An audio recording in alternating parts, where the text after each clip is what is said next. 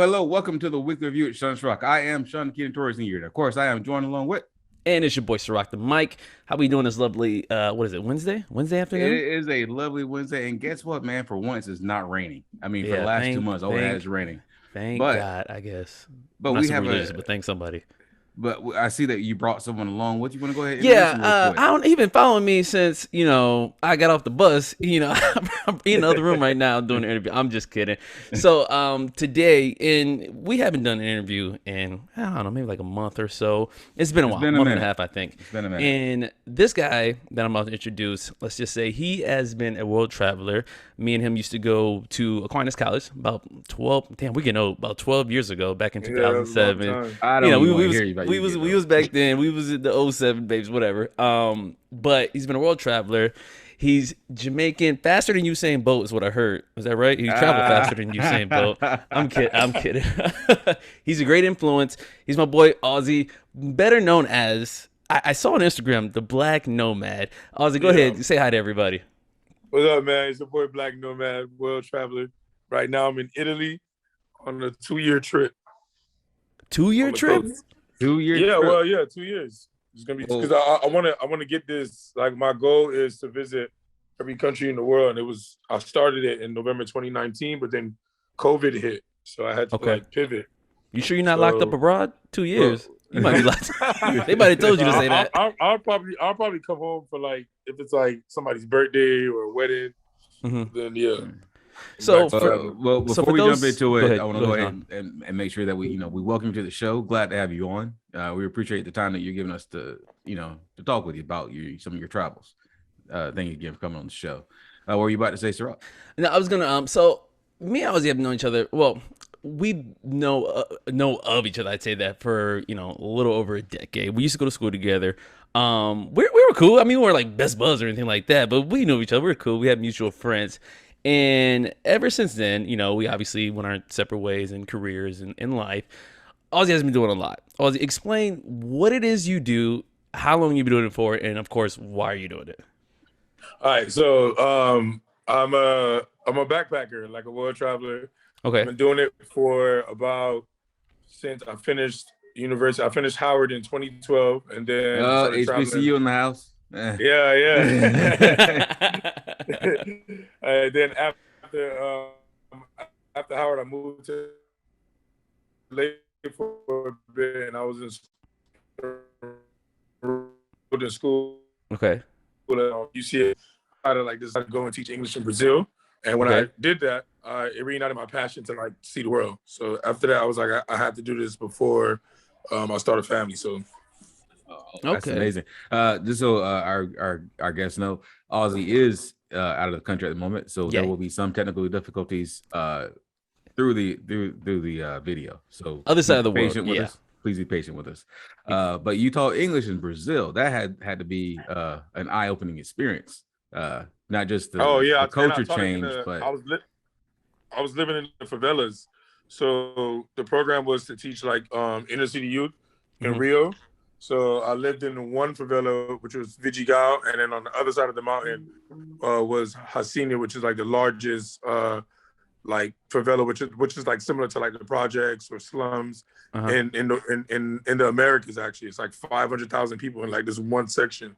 So Wow. I taught English there to kids that were from the age of 6 to 8, girls and boys. So it was definitely a good experience. Now, when you were teaching English, though, were you teaching English or were you teaching English? Because I would have been teaching all right, so swag, it's not in the dictionary. It's kind of hard to explain. So basically, when you just got your own vibe. Right. I'm about to say, you know me. So you know me. I was like the fun teacher. I wasn't really, to be honest, I wasn't really good at teaching per se, because I was it just isn't for me. You know what I mean? That was the last teacher job I had. But I did have fun with the kids, and I did get a chance to go back to Brazil for the first time last December. And I actually went to go visit the school, and I went to go visit my host family and visit some of the kids. And they're 16 now, 17. So it was good to see them. It was good to see them. Some of them have, some of them have gotten in trouble. Some of them have the girls have done really well, but the boys, it's always harder. Boys gonna be boys. The Yeah, we boys hard headed. yeah, We hard headed. You know how it is. yeah. So, but it was good to see them. It was like teacher. It was like, so it was good to see them. Now, with you teaching English, or even just like I said, teaching any language in general, my biggest question, well, not biggest question, but I'm sure a question that a lot of people think about is when you travel a lot, how do you fare with having to deal with so many different languages? Like, how do you get around? Like, how do you communicate usually? Bro, like me, I'm probably the only, like, all the other travelers are What, bilingual? only one that I don't like, which is bad. I changed up this time. I'm going to try and learn a language this year, but I use nonverbal communication, and it works. It works for me, bro. Really? Like, I don't know how I do it. I think I just understand people. Yeah, bro. Or Google Translate. Google Translate like helps a lot. So going back to your teaching experience in Brazil, then when you're teaching there, do you know Portuguese at all? No, they wanted to create an environment which I liked, which was like an all English environment. So they they didn't want you to do, how they teach in the States, how they'll be like, how they'll teach in Spanish when they'll say the word in English and then say it in Spanish.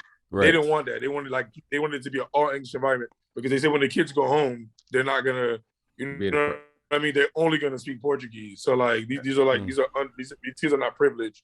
So, and it was good though. I think it kind of worked, especially for the young ladies. They learned quick. When you were there in Brazil, did you visit like Guatemala or any of those neighboring countries right there? I went everywhere. Yeah. So when I initially did Brazil, I was only supposed to do Brazil, and then I was in a program with a whole bunch of other people from like Australia, England, and stuff like that. And then when the program was over, I ended up going south towards Uruguay and Argentina with two of the teachers, and I ended up traveling with them for the next 6 months. Okay. Like across South America. This is my first time backpacking. Like they kind of like introduced me to like what backpacking was, because I always wanted to travel the world, but I didn't know how to like do it per se. So I went with them, and we stayed at like hostels. We went all over Argentina, Uruguay, Peru. I actually went to Africa that year. I went to Senegal, then Morocco, and I did all of Western Europe. So I was out of the country that year for about 10 months. Senegal is actually on one of my bucket list places to go. Apparently, according to Ancestry, that's where I'm from. So from where? Senegal. That's where you're from, and you got to go. Yeah, that's you gotta go. Listen. He gonna give you the tools.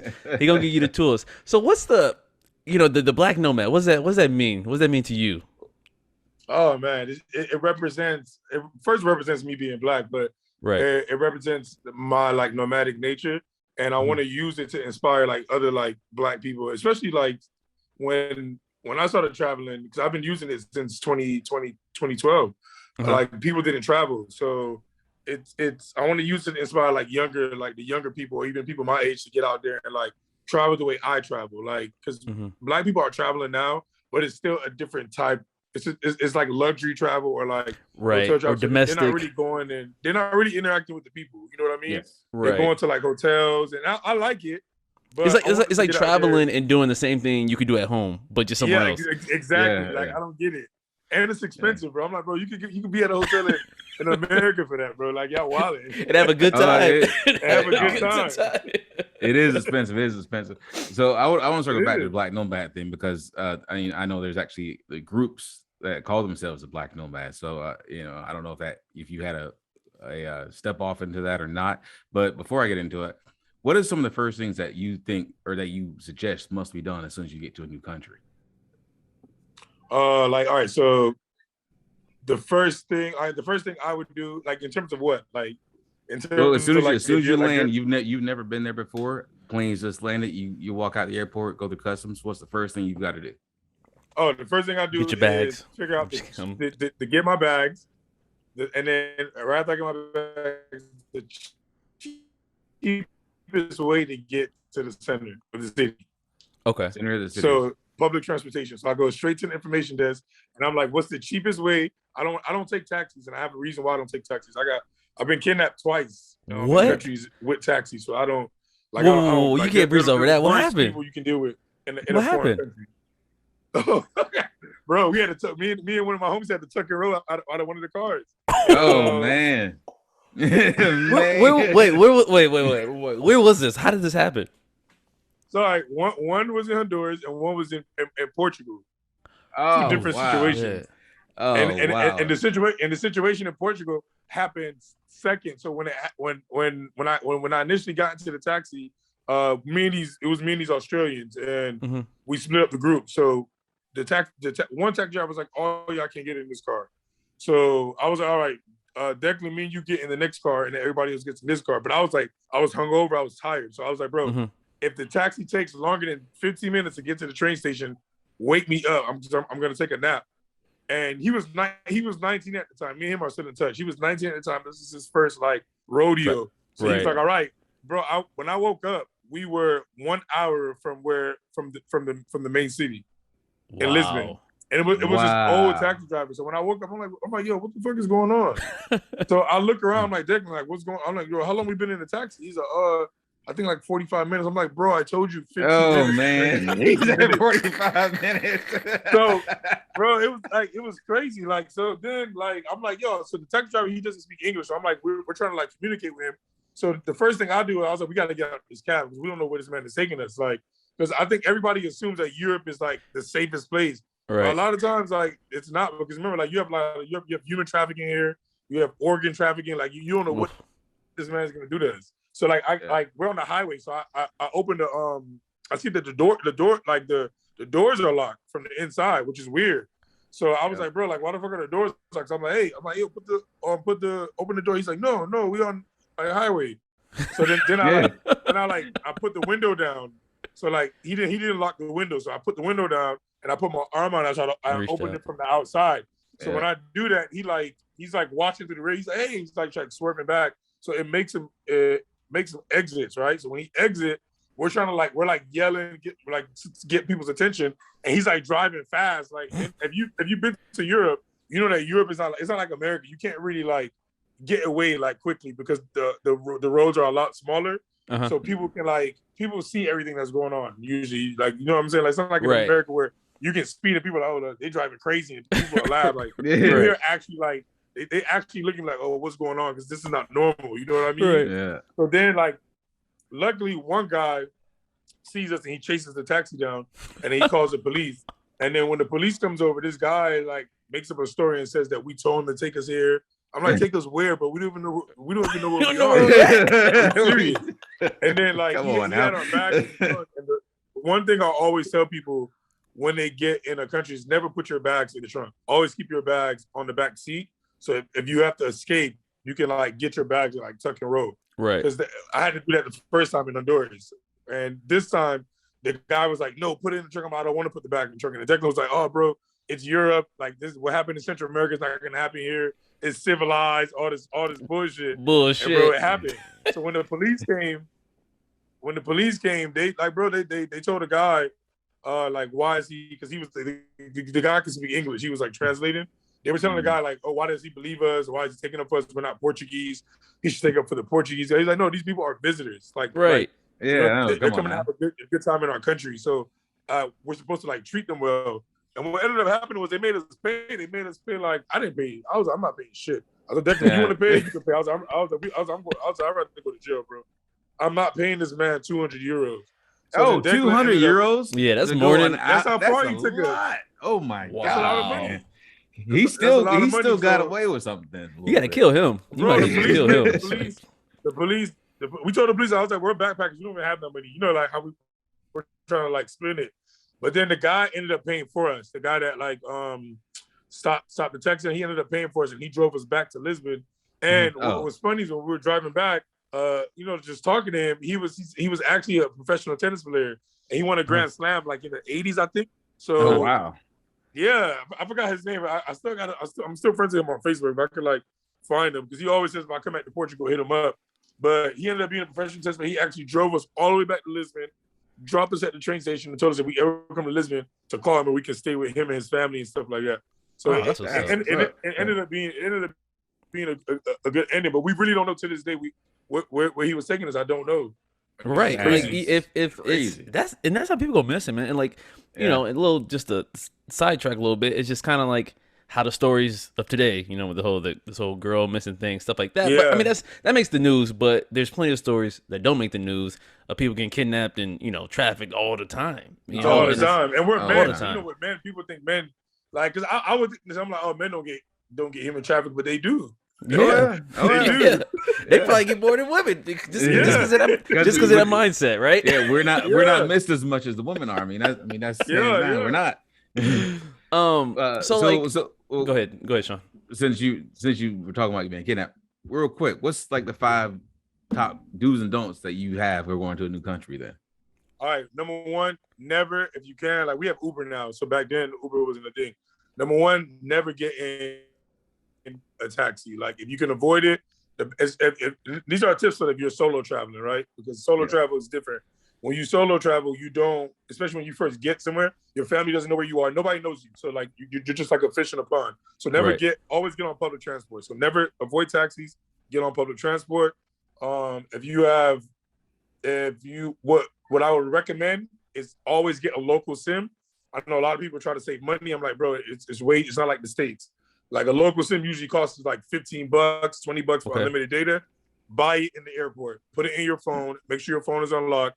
And then as soon as you land, text people, be like, yo, I just landed. Like just text like one of your homies, your mom, whoever, to keep in contact. Now that we have like good technology, when I first started traveling, we didn't have this technology. So like now that you can send people your location and stuff like that, do that. Number 3, I always recommend if you're solo, stay in a hostel. It's the safest place to stay because like hotels and so what's the difference between a hostel and a hotel for those that don't know? So they're kind of like they're the same. It's hospitality, right? So most hostels function as both like a hotel and a hostel, but they have dorms. So like usually the lower floors are reserved for like dorms. So it'll be like bunk beds, and they start from like 4 bed, 6 bed, 9 bed, and you pay for your bed. So you're in the room with other solo travelers and you share like a bathroom, and then you have lockers to lock your stuff up, but they're way cheaper. So usually if you're in like South America, they're like $7-6 a night. If you're in Europe, like now, I mean, Europe, the hostel I'm at right now is like 15 euros a night. But some of them, but in Europe, they can go up to like 30 to 60 euros a night. Or if you want to, you can get a private. If you don't want to share a room, you can get a private in the hostel. But the privates in the hostels are always like hotel prices. You know, it's like that's the rooms are hotel. Yeah, you might as well, that's what I always say. You might as well get a hotel. So, and then you share like the common area. So most hostels have like bars, restaurants. It's like being in college, bro. So like when you get there, it's like beer pong night, night. It's like it gets you to socialize with people. And when you're solo, like that's good because then you have an accountability partner. So like when you're in a hostel, if you don't come back, let's say I go out and do something on my own. If I don't come back and my things are still here, people are gonna be like, yo, I didn't see Auzzi come back. Like, you know, like people are always checking on you. So like as opposed to a hotel, you don't have that. If you go missing, they're not gonna know for at least 3, 4, 5 days. And by then it's probably too late. It's too late. You know what I mean? And a lot of times too, especially in certain countries, a lot of the people that work at the hotels set people up because they see that you're alone. And then because I've heard stories of people like, bro, I stay at the hotel and they rob me. I know it's the workers because they know when you come and go. So they can call their friends, let their friends in. Like it's totally different. At a hostel, people can't do that because it's too many people going in and out. You know what I mean? Yeah. People checking in, people checking out, and there's too many different types of people coming in. So like, it's just. So you pretty much got it. Like when you go out, you probably got to take like majority of your stuff with you. No, you just put it in the locker. Okay. You got like a locker with a padlock. But like, say if you was in a hotel though, you would it'd be say if you didn't have a hostel option, you was in a hotel, it'd be smart just to pack light and take as much stuff like as you go out with you. Yeah, so in a hotel, like I would recommend internationally, especially in certain countries, bro. Like use a safe because when you come back, your shit will use be the safe. Y'all hear that? Use the safe. Them, they can't speak. Oh, we don't know. Use the safe. No, so you start firing though, people. So would that be your number 4? Your number 4 in your do's and don'ts? Yeah, number 4. Use the safe. Number 5. Do's and don'ts when you go out. I socialize it out. So I go out. If you go out, make sure like same things our parents said when we was in college. If you go out, don't if you leave your drink or you go to the bathroom, just leave it because like for real, people be spiking people. Like the other day, I was in Portugal. Before I got to Italy, I was in Portugal and I met up with this young lady that I was in Mexico with, and this guy that we met like because Portugal is very like very social. So like when you're in the city center, everybody's partying, everybody's talking. So you kind of like meet people on the street, and then you guys like you party together the whole night. It's like normal. That's like normal in Europe too. So this guy joined us for a couple bar hopping, and then he tried to like poison. He tried to like drop something in an old lady drink, and then she ended up noticing because her lipstick was on her glass, so she switched it back on him. And when she switched it back on him, within 20 minutes he was foaming at the mouth, and he was shit. Yeah, bro. I had the video. I got the videos and everything. So then they called the police, and then they called the ambulance and stuff. And the thing is, when initially when he was like foaming, I was like trying to help him, and she was like, "Audie, don't help him." I'm like, "Why?" I'm like, "He's foaming, like like he doesn't hurt anyone." And then she was like, "Come here," like, and she told me the story, and I was like, "Oh, it makes sense." I was like, because he wasn't drinking, like, because I was like, "Yo, he wasn't drinking." That's what you gotta watch out for. Yeah, the ones that don't drink.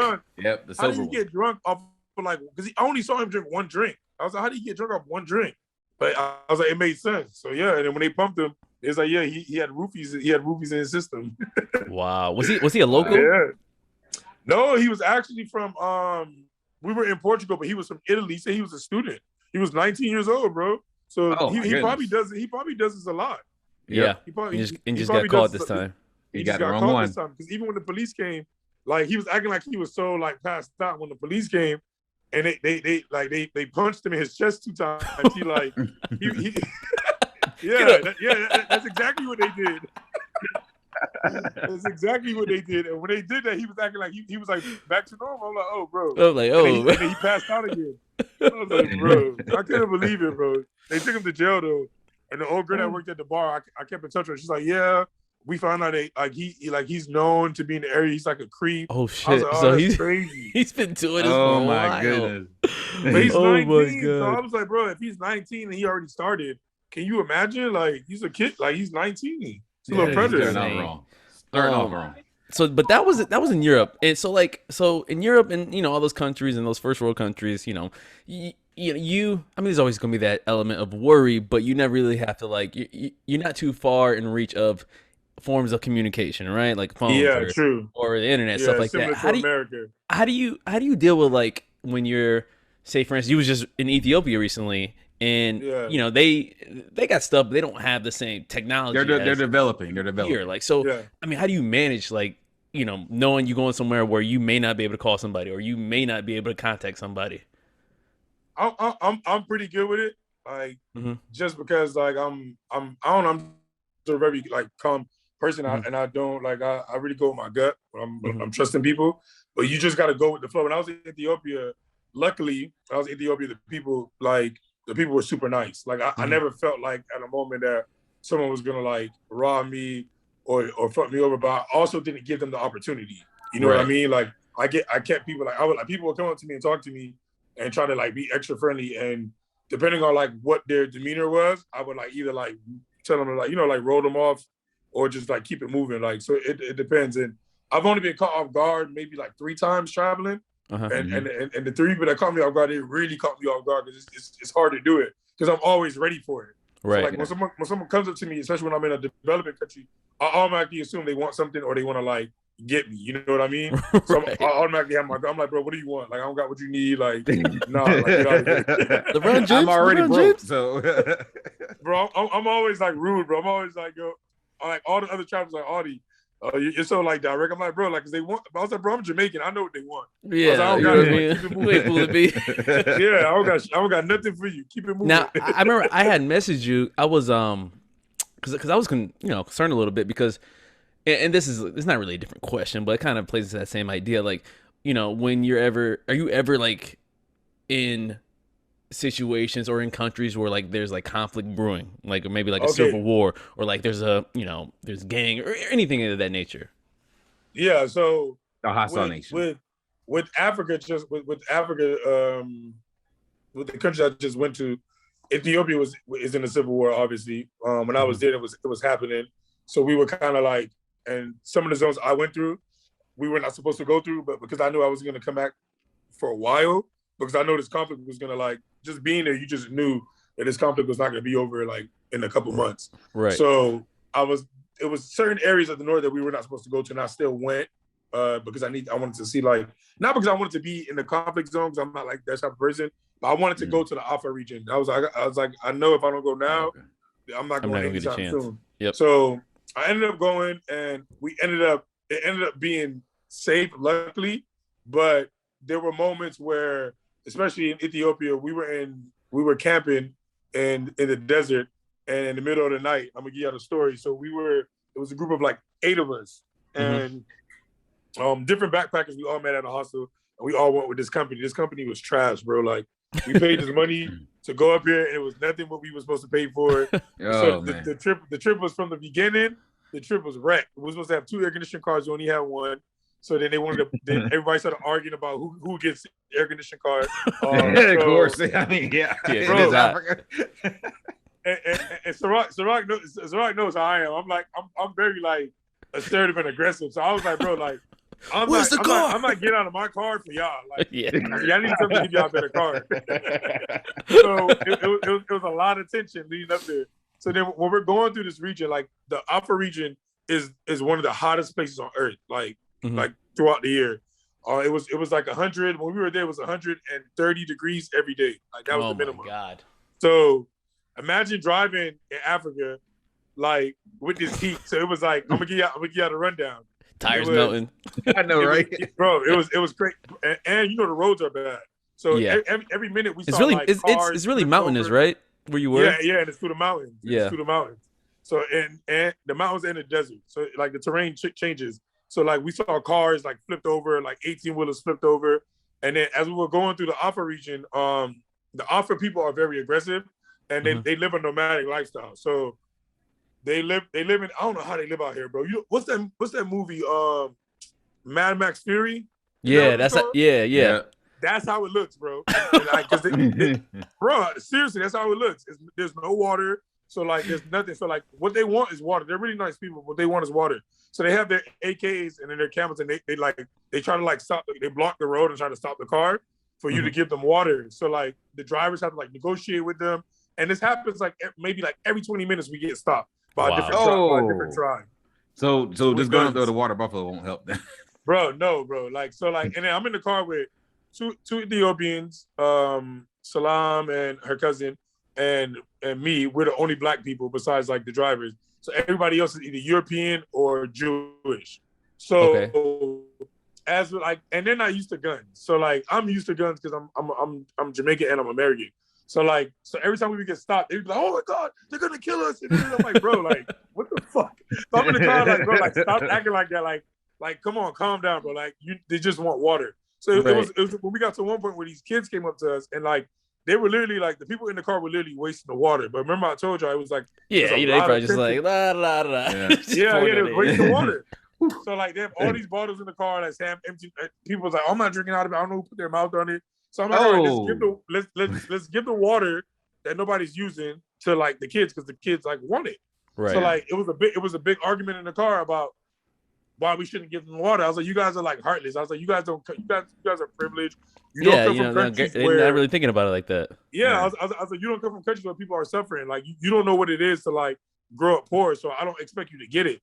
So it's like, oh, it's not that. So one of the guys that was like Israeli, I was like, so if this was some Israeli kids, would you give it to them? He's like, yeah, of course. I was like, so it's not about. So I was like, okay, so it's not about them. It's not about you feel like you're gonna be thirsty. It's about them being like black. Yeah. So he was like, no, it's not that. Why would you make it about race? I'm like, bro, you made it about race. You just said it. I asked you a question, and you answered it. So I was like, they're getting the water. So I was throwing the water out the window. So that was like a big, bro. It blew up in the car. So I'm telling you this story because when we got to the campsite, like it was clearly split. It was me and the 2 Ethiopians on one side, and my white British homie because he was on our side, and it was like everybody else. So it was clear tension, and then the drivers were on our side because they were treating the drivers like shit, bro. They was like calling the drivers dumb. I was like, bro, these people are not dumb. You're speaking to them in a language that's not their native language, so like you have to like understand that certain words that you automatically get, they don't get, or it's not even a word in their language. Yeah, it doesn't. Yeah, it's not even a word. Like they don't understand it. So I was like, you have 2 people here that are Ethiopian that can speak English. Tell them so they can like translate for them. Like, don't call them stupid, bro. And it's like they was calling them stupid over stuff. Like we would go to a coffee spot in Ethiopia, and they're ordering coffee like we're at Starbucks. I'm like, bro. Oh my god! Like, let me get a caramel macchiato, please. Yeah, makes you 2 pumps part scale. Right. Bro, right. One guy was like, he didn't throw the milk on the top. He's an idiot. I was like, bro, they don't do that here. Right. Like, they don't drink coffee for fun. They need that shit. I said, bro, coffee's their culture. Like they create like coffee's from Ethiopia, but they don't drink coffee like that. That's the Western version of what coffee is. So then when we got to the spot, like it was tension. So that night, we ended up getting woken up to the Alpha tribe with guns pointed at us. Oh, shit. So we woke up. So like Ben woke up first. So Ben woke up and Ben was like, Ben is he's super paranoid. What's the word? A hyper. What's that word? Hyper vigilant. No, like hyper. The word is somebody that's like always like super paranoid. It's like a word. Hyper vigilant is the word. Yeah, like so he everything makes him paranoid. So like when he says stuff, people always like, all right, man, shut up. So then Ben was like, I see flashlights. Yeah, he overreacts. So he's like, I see flashlights. So I get up and I was like, I don't see shit. And he was like, bro, like keep looking out. And we're on top of a volcano because we're at an active volcano site. So you have on one side you have lava. On the other side, you have like just like volcanic rock, and so I see like I'm like, who's gonna be coming out here? Like we drove an hour in, there's no way that somebody's gonna walk out here. So then I see a light again. So I was like, oh shit! I was like, oh maybe it's like a something out in the distance. I was like, oh whatever. So I lay back down. So then Ben was like, I see 2 people. They're coming fast. So everybody jumps up, and by the time we jump up, bro, we have like 6 people surround us with AK-47s, like they're just in our face, yelling in their language. So what people don't understand with Ethiopia, Serak, it's a lot of different ethnic groups. Right. So the region that we're in, they don't speak Amharic and they don't speak like any other language but their language because we're in their territory. So like Salam and her cousin are trying to like talk to them, but they don't speak. Right. They may understand like a little bit, like there's certain. But still, they can tell when you don't speak the language. Yeah. So they were like talking to them, and they were like yelling at us. So the whole time I'm laughing. So everybody's like, "Oh, why you laughing?" I was like, "Because I know they're not gonna kill me." I was like, "I offered them water earlier." I was assuming that it was the people that we. Thank you, God. Like I really said that. I was like, I'm going back to sleep. Yeah, right. So, I'm good. The Israelis were there, and the Israelis were whispering. So one of the Israeli couple was like, "Oh, Auzzi, if they ask, because they can't speak English, if they ask if we're Jewish, say no." I was like, no. I was like, I'm not telling lies. I was like, you guys didn't want to give them the water. So I was like, this is your karma. You didn't want to give up your seat in the car. I was like, if I have to choose between me and you, I'm choosing myself because of what right. God did here. I was like, that's what you get. So like, they were like, oh my God, you're so heartless. I was like, you were heartless earlier. Like, you see how it feels. So we were there going back and forth. So then the driver, mind you, we had to go out there with security escort. So we had to go out there with soldiers. So we tried to wake. Mind the soldier's sleeping. Mm-hmm. So he's supposed to be up. Yeah, he's supposed to be security, but you sleep. Yeah, so he's sleeping. So we try to wake him and the drivers up, but they're like knocked out, bro. So like by the time they get up, the guys go over there and like jam them with the gun and then wake them up as well. So that's how they got us. So when they got up, you can tell that they were afraid as well. So I was like, oh shit. Yeah, so I know, right? Y'all can't be scared. So I'm thinking when the drivers get up, we gonna be good. When I saw the driver's face, I was like, oh, he don't even know them. So I told everybody, I think we're fucked. So they was like, why? I was like, bro, the drivers don't know what's going on. I was like, you can tell by the way he's like interacting with them. So then the soldiers, I'm not gonna lie, the couple, it was an Israeli couple, they were super calm, but they're military and they're high up in the military. So because they were officers in the Israeli military, so they were like they were doing what soldiers do, like they were like looking for opportunities to just get if something pop off to try to like de-escalate or whatever. Right. And then everybody else is just like some people were like two girls were like crying. And I was thinking, I was like, bro, we knew the risk when we came out here. Right. They told us that we come out here, like it's a chance that we could lose our life. So I was like, it is what it is. So like that was a scary moment. I think for like, not really, I'm not even going, not really for me, because I was just like, whatever. But for a lot of people there, everybody was like, damn, we're fucked. So the girl next to me, she like put her hand over my heart. And she's like, you're a fucking psychopath. She's like, your heart, you're the only person, your heart is not even moving. I said, what are we going to do, Salam? Either they gonna kill us or they not. Yeah, I was like, we're powerless no matter what. It's either we're going to die or we're not going to die. But then they ended up talking to the drivers, and we had to pay them.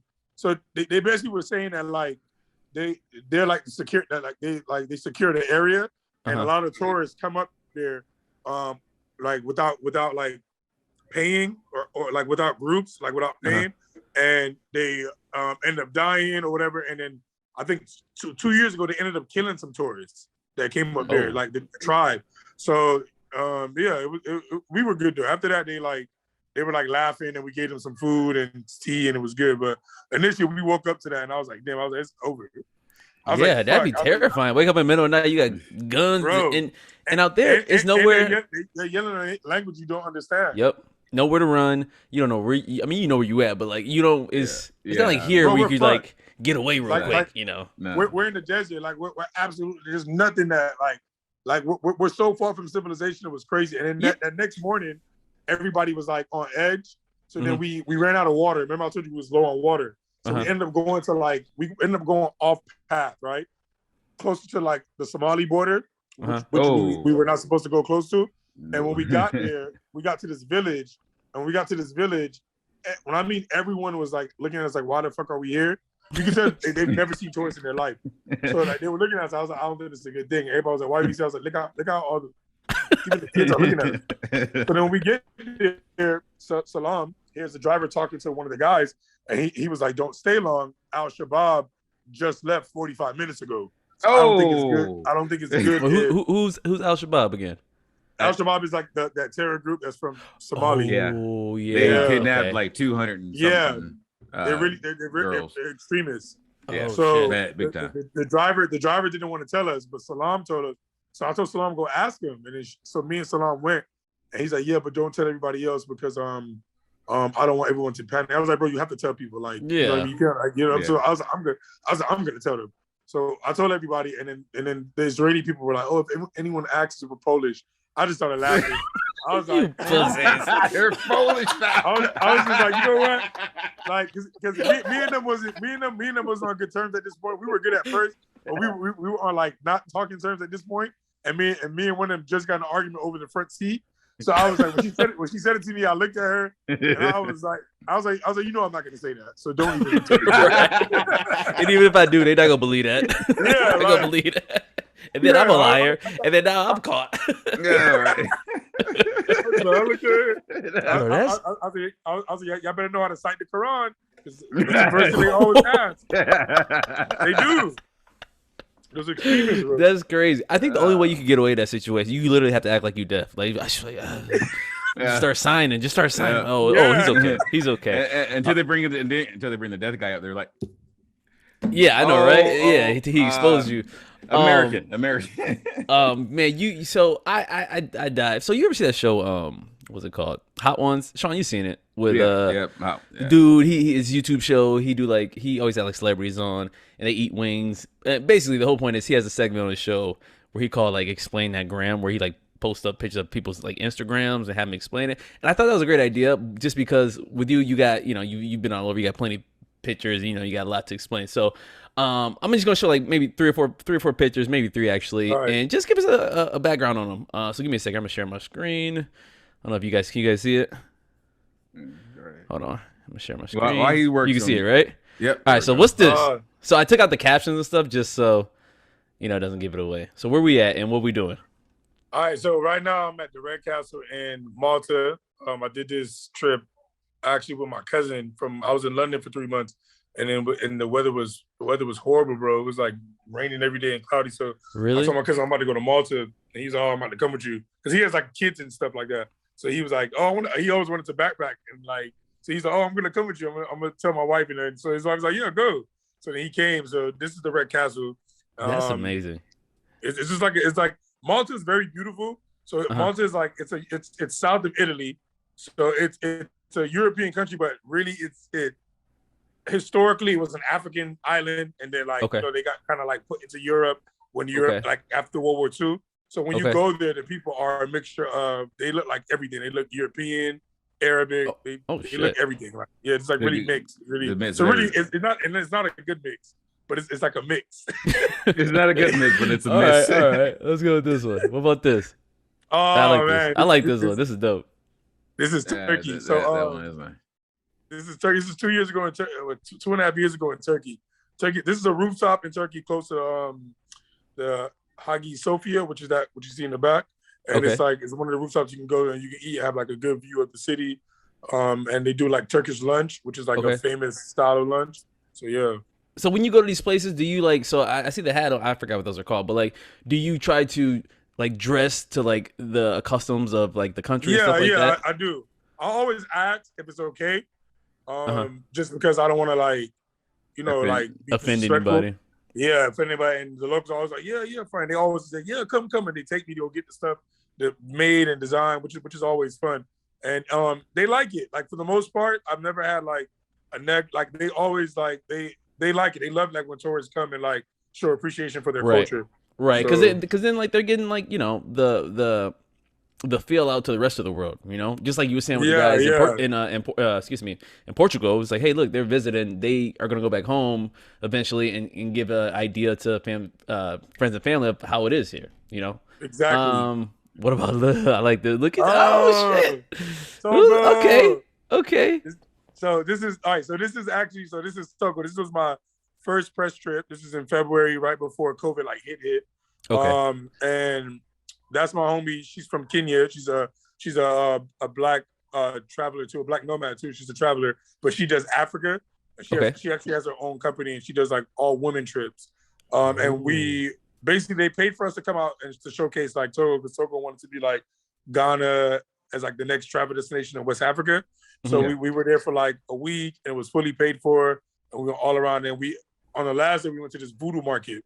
So this is the largest voodoo market in West Africa. So you have like voodoo ceremonies. You have all these like dead animals, dehydrated animals that they use for like different things and different like ceremonies and shit. And then we jumped on this guy. He was mad. We jumped on his motorcycle to take this picture. And then he got mad because he wanted us to like tip him. And I'm like, bro, we're not tipping you. Yeah, they think I'm fucking visitor. Yeah, like quick picture. Yeah. All right. What about? Go ahead, Sean. So you were saying that she's a black nomad as well. That's what I was going to ask you. I was going to circle back to it, but I might as well ask you now. So, do you ever meet up with any of the other black nomads, or is she just one of the ones you just happen to meet? Nah, bro. I try. Yeah, I always try. I try to meet up with everybody, but like, to be honest, it's extremely difficult, like, to see other people like me, like traveling. Like I'm in a couple groups online on IG with all like a lot of the big ones. Like we're all like, 'cause we've been doing it for years. So some of us have never met, but we're like really good friends and we help each other in terms of like content and where to go next and tips and stuff like that. And we try to meet up, but it's just that like for me to actually run into them, it's I don't be seeing them, but it's hard to see like black people doing the type of travel, the style of traveling that I'm doing. But like, yeah, we try to meet up. Okay. And where's this at? Same. This is Togo. Same place? Okay. And this was during this is like their freedom, one of their like freedom monuments in the center of the city in Lome. And I think this was during, what happened during this time? I think it was during like, it had to be like something that was happening in America, because we all did like a Black Power fist to show that we were in. It was probably the George Floyd thing. It's probably George. Yeah, maybe it was George Floyd. Yeah, it was one of them. So we did this in front of which was good because we did it in front of this freedom monument, which was an independence monument for Togo and the liberation. All right. Last one here, which is pretty dope. This is India. So in India, these are like, and they still use them. So this is like this is where they catch water, and so the rainwater for the city is like caught in here, and then you walk down those steps and you like scoop it up and use it. So this was used during like ancient times, but a lot of the cities in India still use it. So and they just use the water like to drink. They didn't want me to go down because I'm not local. Yeah, they use it to drink, to cook, to do anything. Oh, you haven't been to India, huh? No, Yeah, That's a whole other conversation, bro. Oh my goodness. So wait, so they didn't want you. So as a tourist, they didn't want you to go down there, but yeah, because they look at it as like sacred, like, and we're like outsiders, you know what I mean? So right. like in order, like I wanted to go down there and get the picture like on the steps because some people have done it, but you have to either pay the guy off or sneak down there, and they get upset. Now, who usually takes these pictures? Just a random person you can find?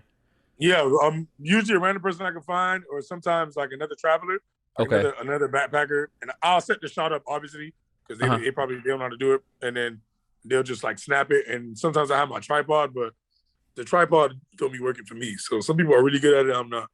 Okay. So while you were in India, did you ever go to any of the other public baths that they have there? India is. I was. Is it bad? It's too many people probably. India is something that you have to experience in your lifetime. You haven't seen, and I don't want to like disrespect anybody that's Indian because they're really good people, but I'm a real traveler and I'm honest. India is different from anywhere else in the world. So it's way too many people, right? That's one. Okay. Way like it's just people, bro. Just sitting. Like I've never seen a place where people are just like everywhere. I'm like where, just go. You just want them to like go somewhere. They're just everywhere. And like even on like so you'll be on the train and like India is famous for like overnight trains and stuff like that. So like people will come try to sleep next to you, and they're not doing it to be like malicious. It's just that's their culture. Like it's so many people like they don't understand like personal space. Yeah. So they were probably they don't have room. They don't have enough room for personal space over there. Yeah, they don't have enough room. And then the you haven't seen poverty until you've been to India either. Like it's like night and day.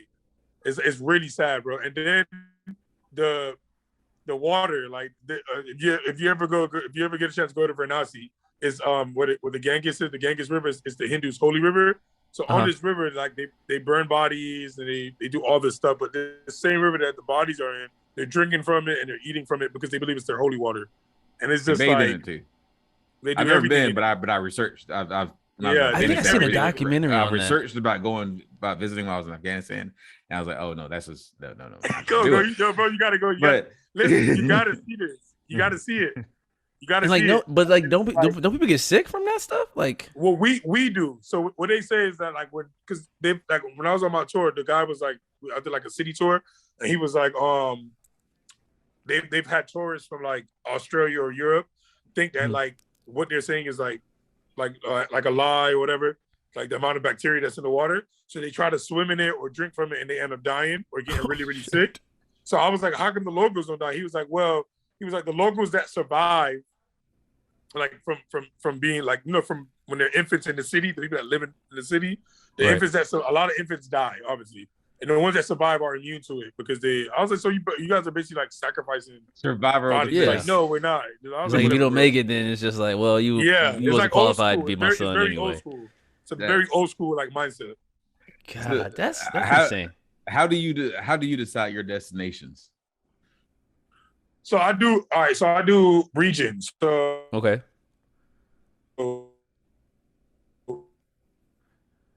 That's that Italy connection. Yeah. Just be patient. It'll catch up. I wanted to just Africa set up and look for the world. So like I do regions. So what I like to do is like if it's Central America, I like to just like pick a country either at the top or the bottom, either go up or straight down and do all of it, and then so I don't have to come back, and then pick a couple months. Right. Okay. So how often do you go back home though? Are you in a hospital now? You're in a hospital now, aren't you? Yeah, I'm in a hospital. Yeah, I was gonna say it. So now I get what you mean. How like anybody can just come in and just be like, "What's up?" Yeah. But yeah, how often do you go back home? Bro, I don't really be going. Like, all right, so people think I travel like all the time. So because my content is always going out, always being up. But sometimes I'm like, all right, so for the past 6 years, I've been back home in Jamaica. Like I moved back to Jamaica because my grandparents were getting old. I went to visit them one summer, and I felt really bad because I like missed all these years by like when we migrated to like the States or whatever, like spending time with them on my mom's side. So when I went back, like I was like, I'm gonna come home and spend some time with them because they get old. I know they're gonna die. So I ended up going back, and then within 3 years, they both like died. So I ended up like staying anyway. Then I had like a shorty. So then I had like a business in Jamaica. So then I would like do 6 months in Jamaica and then 6 months traveling. And then I decided like I can't finish my goal if I keep doing that. And then I still had to like pay rent. So I just gave up everything this March. So I sold my car. I sold everything in my house. And so now I'm like fully nomadic.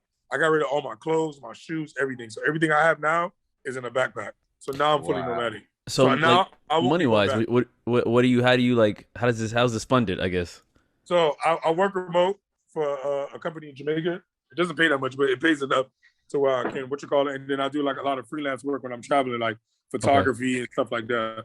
And then I'm pushing my YouTube now. So I see you were featured. You had a few magazine features. Is that right? Yeah. As well, Essence, Voyage, Mia. Essence, Travel Noir, Voyage. I just had another one the other day. I didn't put it up yet for my Sudan thing. I need to put it up because the editor told me. She was like, you need to put it up. So I'm going to put that up soon. Yeah, I've had a couple features in travel magazines. So is that something? So do you reach out to them, or they reach out to you, or is it a mix of both?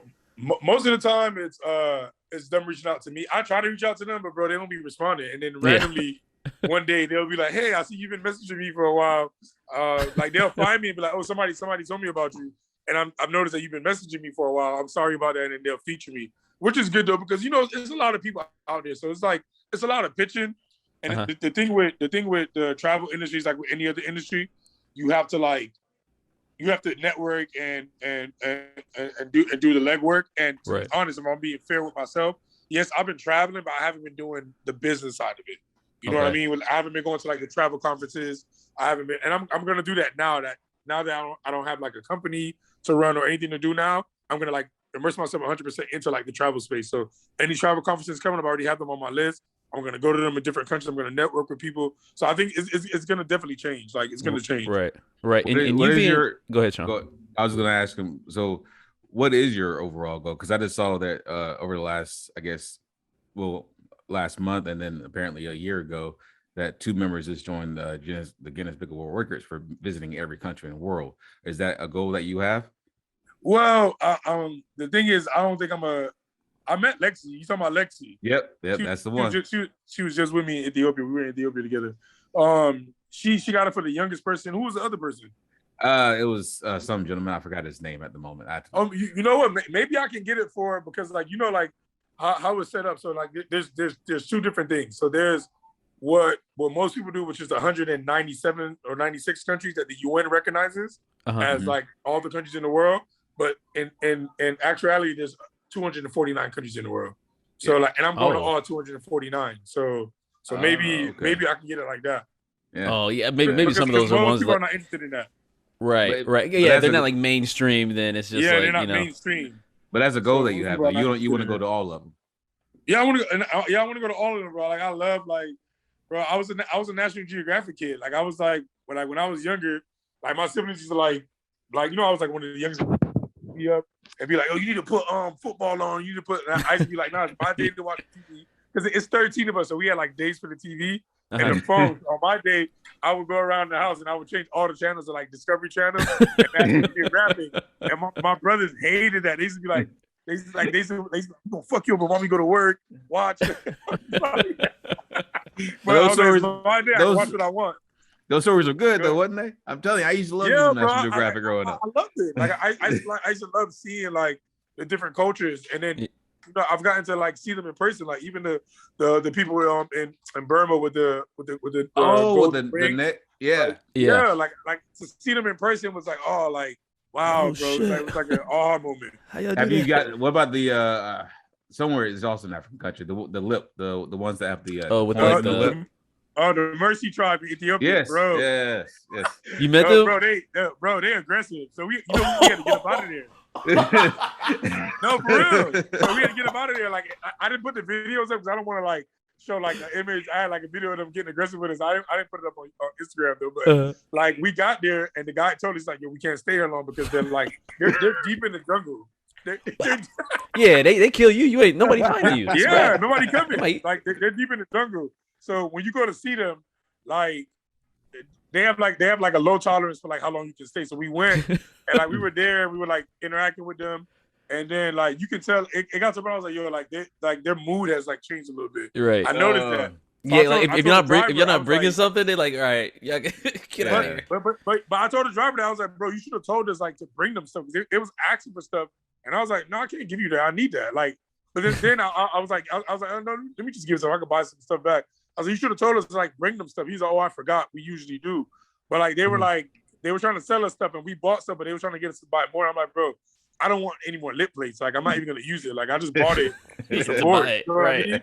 Right. And then one of the ladies like took the lip plate out of her mouth and was like, oh, buy this. I'm like, hell no. Like, you just took that out your mouth. I definitely don't want to touch that. Right. Buy a dirty earring backs. Man, what? Hell no. Keep that.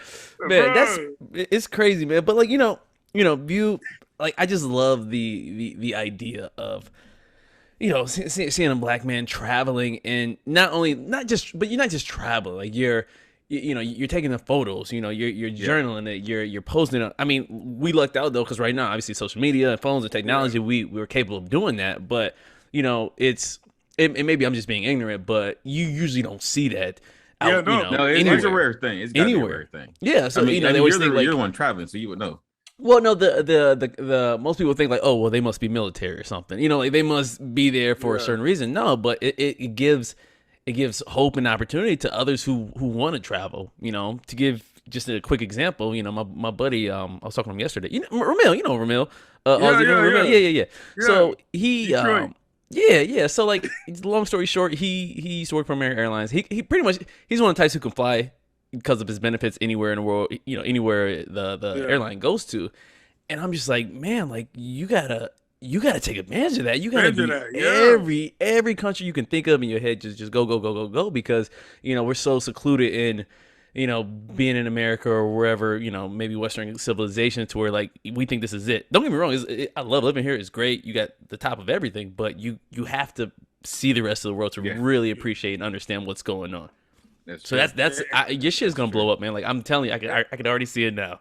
And you made a good point, bro. Like when you was like, we gotta see. Like I tell people, like it's different. Like even like I'm in Italy now, right? I've been to a lot of countries in Europe, and Italy is totally different than a lot of the European countries. Like they're like it's very traditional here. It's very like it's just different. Like and when I go to Croatia, or when I go back to the Middle East, it's just different. And to see those different cultures. And the way that it's like every time I look up in the sky, I tell you, when I look up in the sky sometimes at night, I'm like I'm in Italy right now, right? But there's a kid in Pakistan looking up. There's a kid in Jamaica looking up, and we have totally different lives, totally different cultures, but we're human. And when you get there, and you see these people and you see the way they live, it makes you appreciate humans more. And most of the people that I've met, I always tell people like humans are not good. I'm like, bro. Most of the people in these countries that you think are not good are the nicest people in the world. They'll give you their fucking shirt off their back. I've met people and they was like, come sleep in my house, and they don't want anything from me. They're strangers. They actually get upset when you try to give them something. I've experienced that like in Africa. I've experienced that in Asia. Like these people just want you to sit down and have dinner with their family. Like story. The share story. We don't get that. We don't get that in Western countries. No. Because we're so right. People pull a gun out on you as soon as you know what I mean? for cutting them in line or something like that. Yeah, so it's crazy. So let me ask you this then: as far as Eastern Bloc countries, you just mentioned Croatia.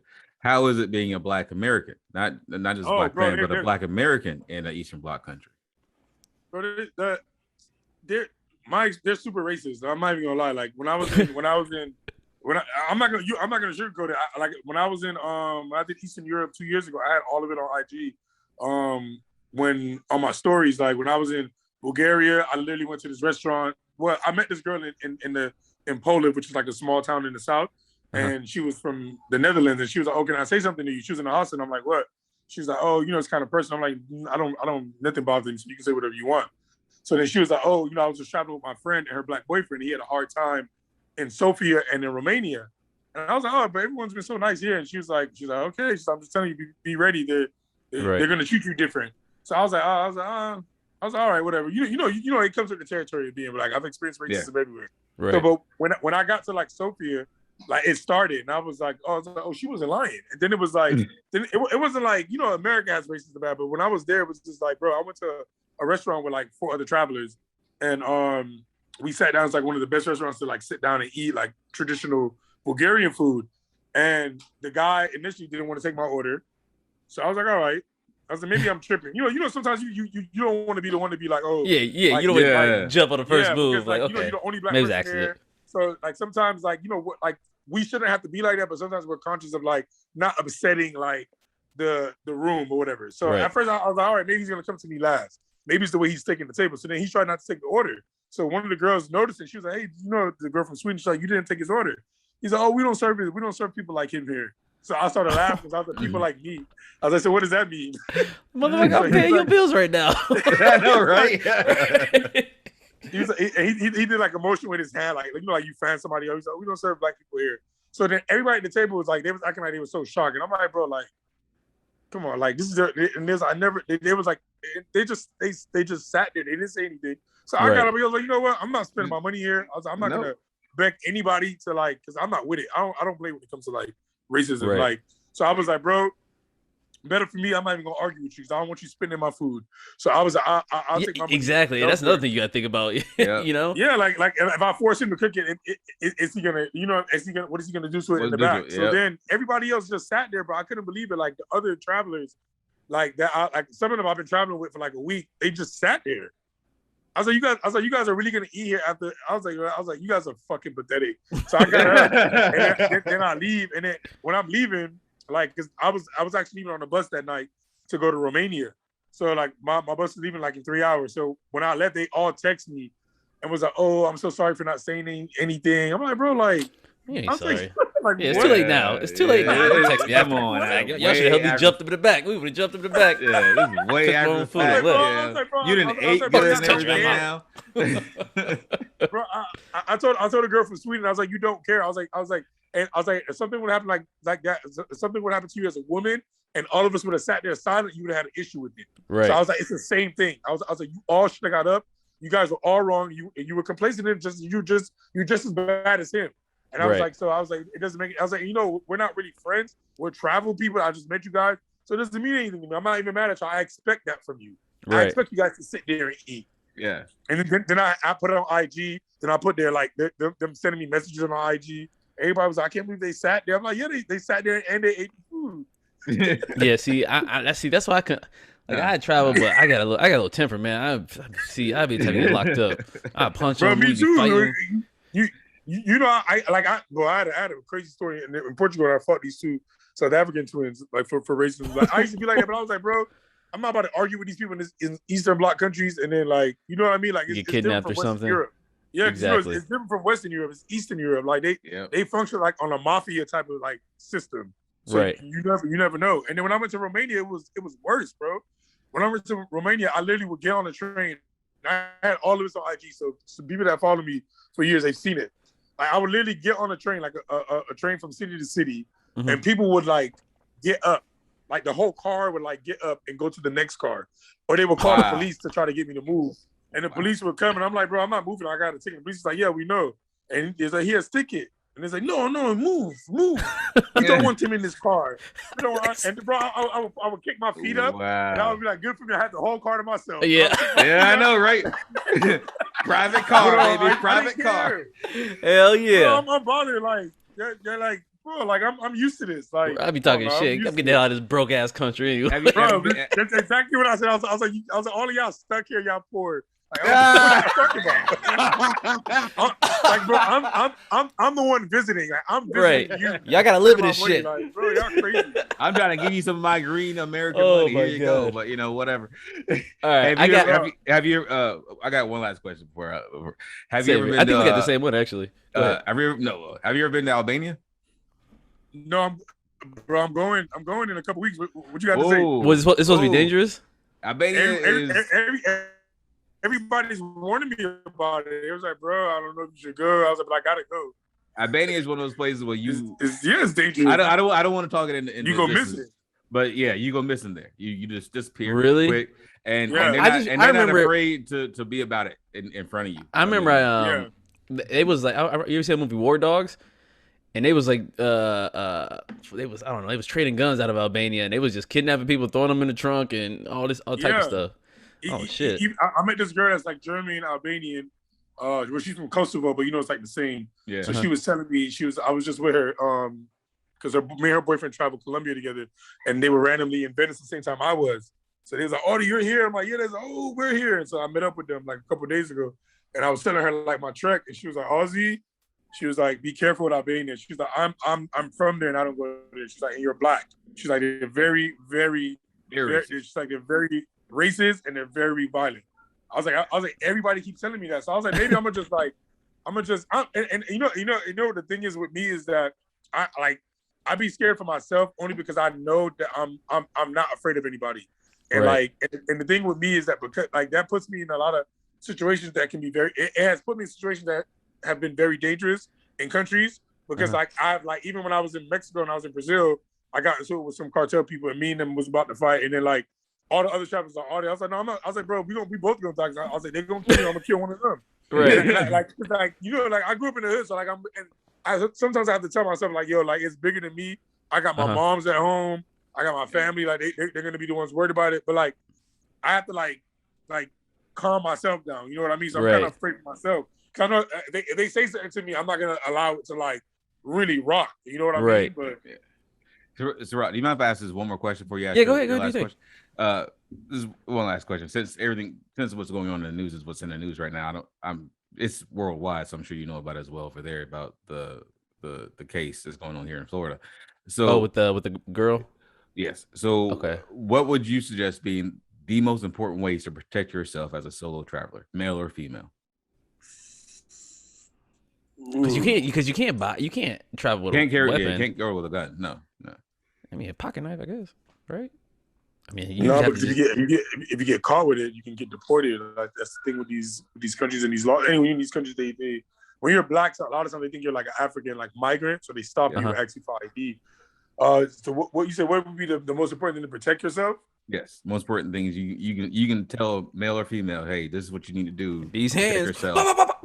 when you're visiting. I was about to say the good thing is I know how to fight, but like the thing is, I would say like the only thing I could recommend is that like when you hear people say go with your gut feelings, go with your gut feelings. Like if you feel like a situation like has changed or like someone makes you feel uncomfortable, get out of that situation as quickly as you can and try to make sure that people are kind of aware of like the people that kind of like people can know where you're going.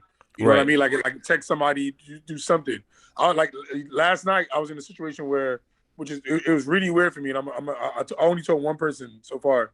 I told my brother. Last night, I'm in this like small town. I'm walking the strip, and then I end up sitting at this pizza spot. And as I'm sitting at this pizza spot, these two guys come up to me, and they like, "Hey, where you from?" And they sit down or whatever. And then so I'm apprehensive. I'm like, bro, like what? Like what? I was like, what are y'all doing? Like, you know what I mean? Like, cause like it's not like they're like hostile people. This is like on a random side street at a pizza joint in Italy. So they was like, oh, where do you think we're from? And I was like, y'all sound Russian. Y'all look Russian or whatever. So long story short, not to get into too much detail, one of the guys knew my name, which is really weird to me because I didn't tell him my name and I wasn't drinking. So it's not like I was like drunk or nothing. Like I had just arrived in the city, like, and dropped my stuff off and went to go get something to eat. This guy was like, hey, Auzzi, like he asked me a question. I was like, how do you know my name? I was like, I didn't tell you my name, bro. And he like laughed it off, and they was acting like they was trying to get me to drink, which is right. I was like, I'm not. I was like, I don't drink. He was like, oh, you Muslim? I'm like, no. And then he was like, oh, where are you from? I was like, I'm from Jamaica. He's like, oh, both of your parents. Like he was just asking questions that were like very leading. So it was just the weirdest thing to me. I felt like they were like KGB or like I don't know what they were, bro, but like they knew stuff about me that they said. Like they would say certain things that I didn't tell them, but like they would make it into like a joke.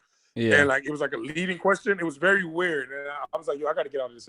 Almost like they was trying to like steal your like identity or some shit like that. Like, you know, no info about you. I told my homie, I was like, I told my homie either they have like one of those like black devices, like because in Europe, you know, they steal identities all the time. Like when you're sitting at a restaurant, I was like, either they have something they were copying my cards or something, that they knew something, or like I was like, I don't know, bro. Even when I went in, they were like talking to the people in the pizza shop, and they was like, oh, they live in this town. And I was like, so when I went into the pizza shop to pay, I asked the lady, I was like, do you know them? She's like, no. She's like, I think they're weird. I've never seen them in my life.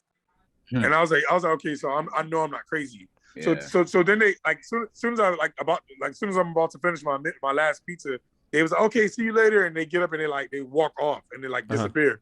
So then I'm like, what the fuck? So I was like, I'm about to go see where they went at because it was just so weird to me. So when I went, I saw them like walking down like a street and they like took some left. And I was like, bro, I'm about to get back to the hostel. I don't know who these people are, and I'm out. They plotted. So it was just the weirdest thing to me. Yeah. The thing is that he knew my name, bro. Like, which is so weird. He knew my name and I didn't tell him my name. So it was the weirdest thing. That's and he said it a few times.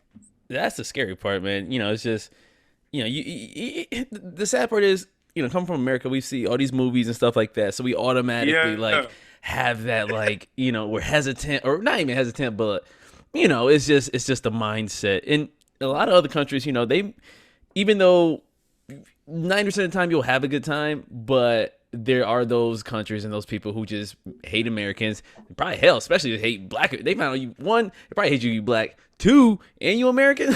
Like, bro, jealousy, like, and hatred. You know, the thing is with the guys last night. One of them was like a skinhead, and one of the guys made like a Nazi comment. He's like, "Oh, he's a communist and a Nazi," and I was like, I don't find the Nazi comment funny. Yeah, that's I would have. All right, I'm out of here. You want some pizza? Yeah, it's time. He's like, "Oh, I'm joking, Jamaica." I was like, "Bro." I was like, I need to get from my table, like for real. So this is my last question. I don't want to hold you for too long, but I mean, this is obviously the most probably common question. But what's the next destination? So next, I was just trying to figure that out today, but I honestly want to leave Italy. Italy's not.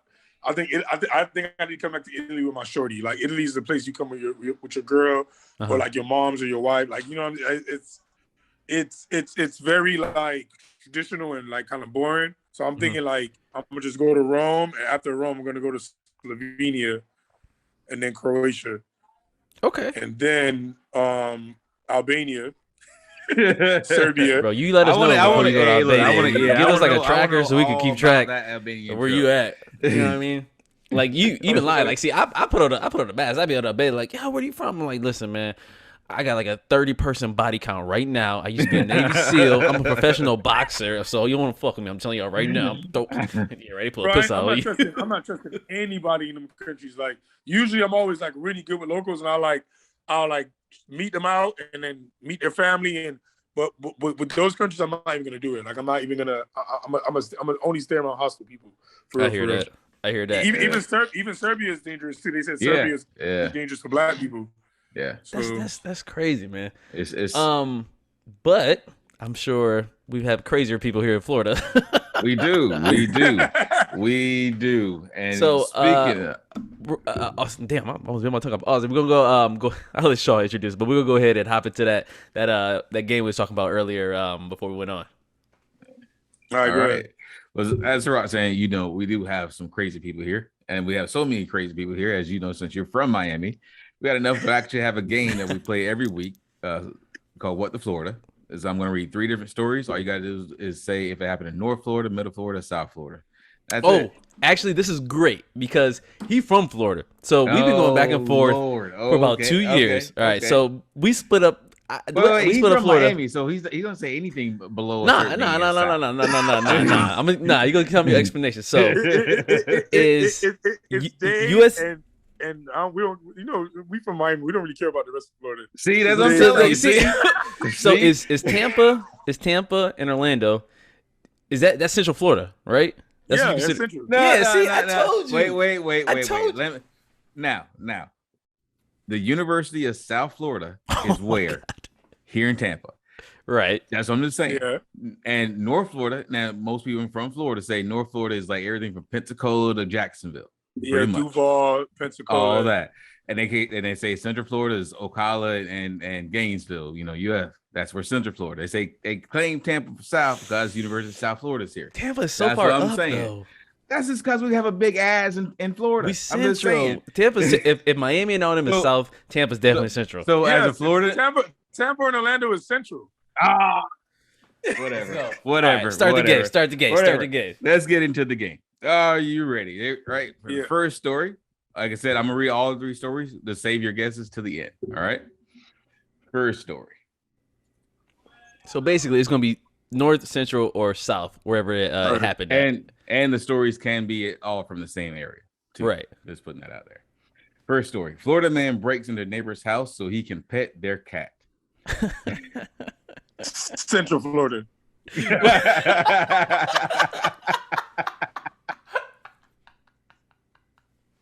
Wait, he didn't read the story.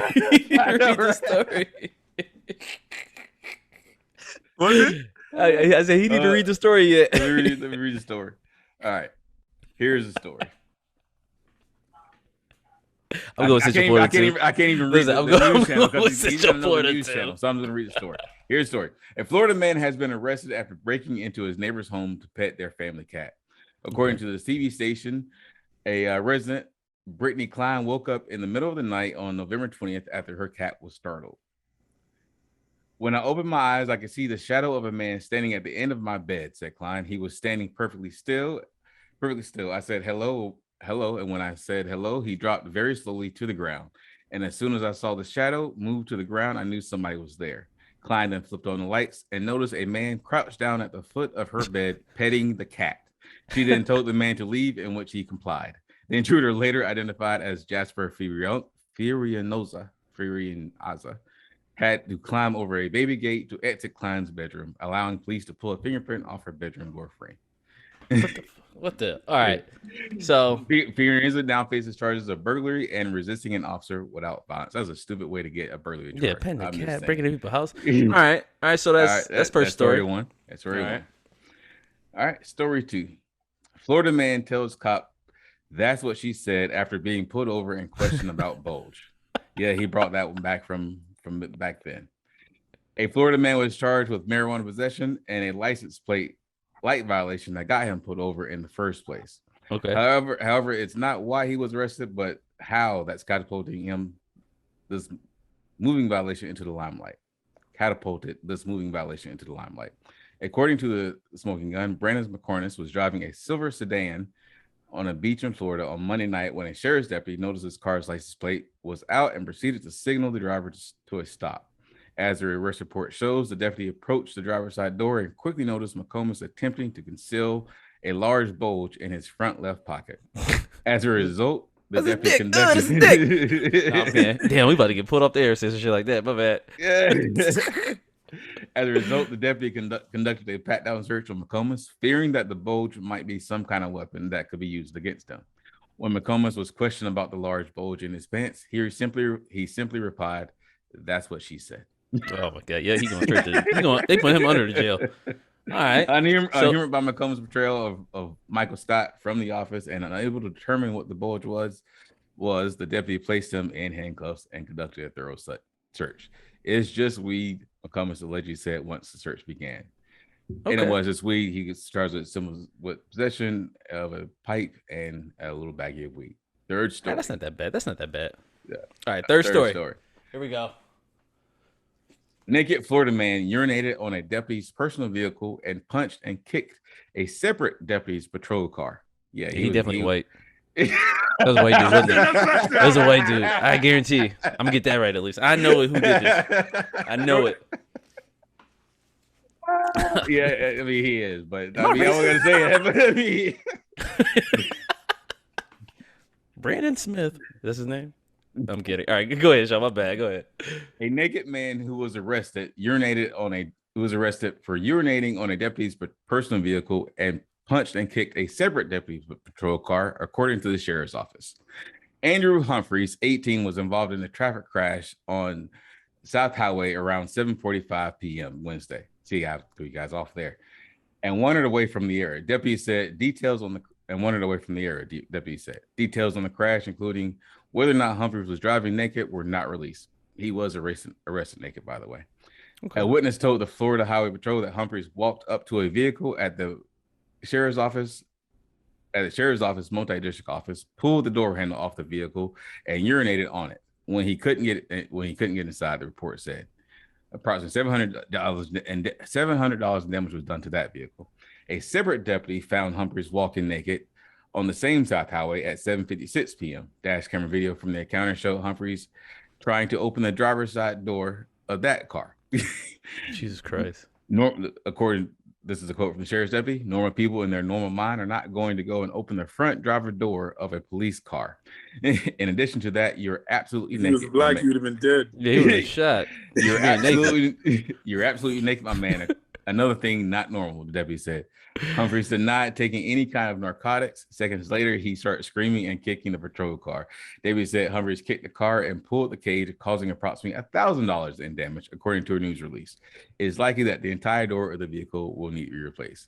Humphreys is charged with one misdemeanor count of criminal mischief and one felony count of criminal mischief, property damage of $1,000 or more. He was good up until he kicked that door. Those are the stories. Are you ready to guess? So, do you want to go first? Well, I'll go first because if Auzzi goes first, I'm gonna go whatever Auzzi says because he's from here. All right, so the cat burglar, dude petting the cat. I'm gonna stick with Central. I'm gonna go Central Florida, somewhere in this area. Are we doing all three at once, or are we doing one at a time? Okay, so I'm gonna say Central Florida with the cat burglar. All right, what you got, Auzzi? I think it's Central. You're both right. It's Central. Let's go. Pete happened in St. Pete. Look at you. Okay. Okay. Black people in the South not doing that.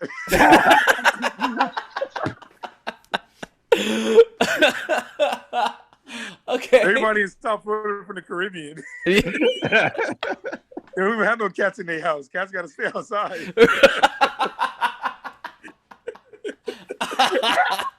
Yeah, I forgot. Damn, I never thought about it like that. Yeah. Okay. All right. Well, damn. What was story 2? You gotta remind me now. All right. Story 2. Who said that's what she said? Oh, did you say that was she said? All right. That's definitely north. I'm saying north. I'm going North Florida. Final answer. All right. North Florida for you. What you got, Auzzi? That's what I was thinking too. We can have the same answer. That could be Central too, though. I'm gonna keep it Central. You're gonna keep it Central. All right. It happened in Vero Beach, Florida. Where's Florida, which be considered Central. Oh, come on. Yes. Come on. All right. Hey. Under my rules, it would be considered South, but you got one. All right, fair. All right. Okay, and then the last one. Vero Beach is like right with like Naples, and then you go up a little bit more. Okay, all right. So that's a wash. That one's a wash. Last one. The guy who's peeing on patrol cars naked. Yeah. Okay, I'm gonna go with. Ooh, I feel like a college kid at UCF would do that. I'm gonna say Central. Gotta say Central. All right. Yep. I'm gonna say that's them Bamas in Gainesville and Duval. I'm gonna say that's North.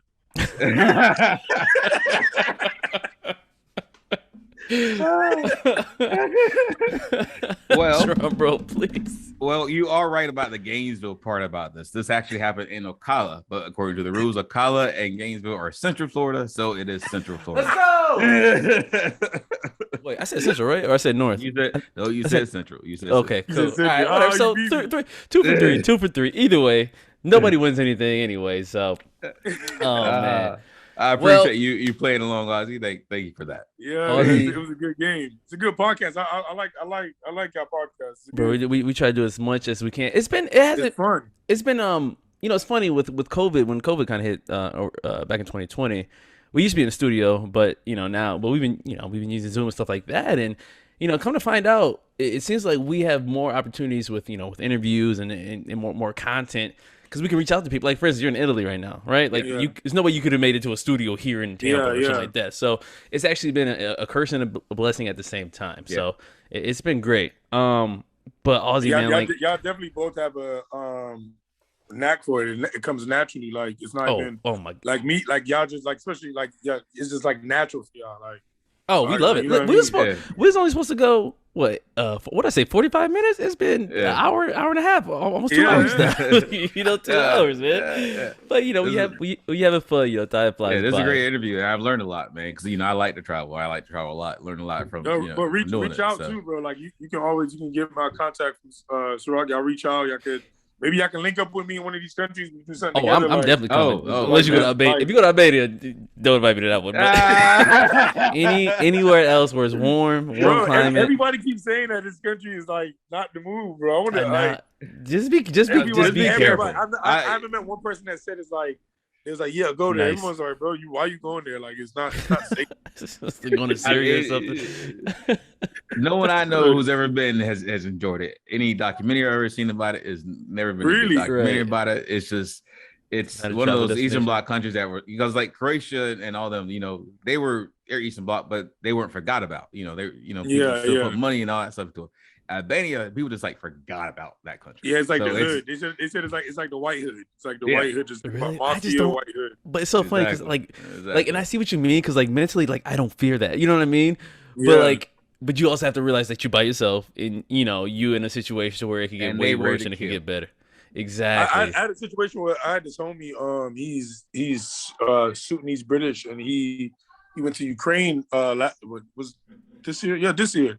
And he was like, he had a situation where he was out like with the people from the hostel, and he was like just out like with like the girls and people from the hostel, they're more than likely white. And he was like, a local came up to him and was like, hey, why are you dating our girls?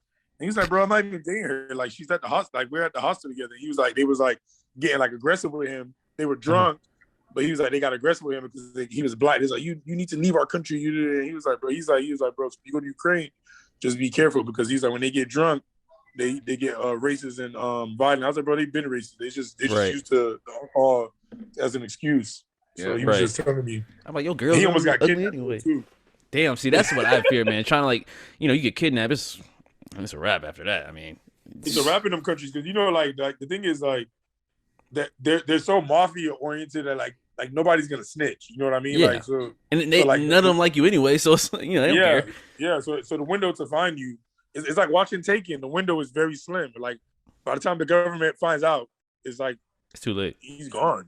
It's too late. And they ain't gonna go. America be like, we don't negotiate with terrorists. We ain't going to war. You gotta be worth it to come get. So I got all your tags and stuff like that. I know that, but let everybody know like what's the best way to follow, reach, comment, everything, all your links, all your details, man. I'll give us all your details.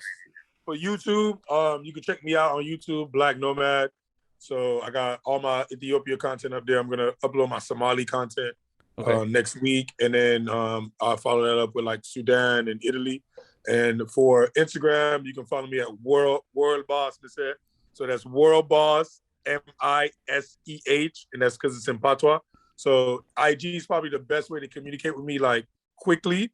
So if you want to direct message me, IG, and then my website is blacknomadw.com. So that's what check it out. And we'll have links in the description and on the title as well. So if you guys want to check them out, hit the links.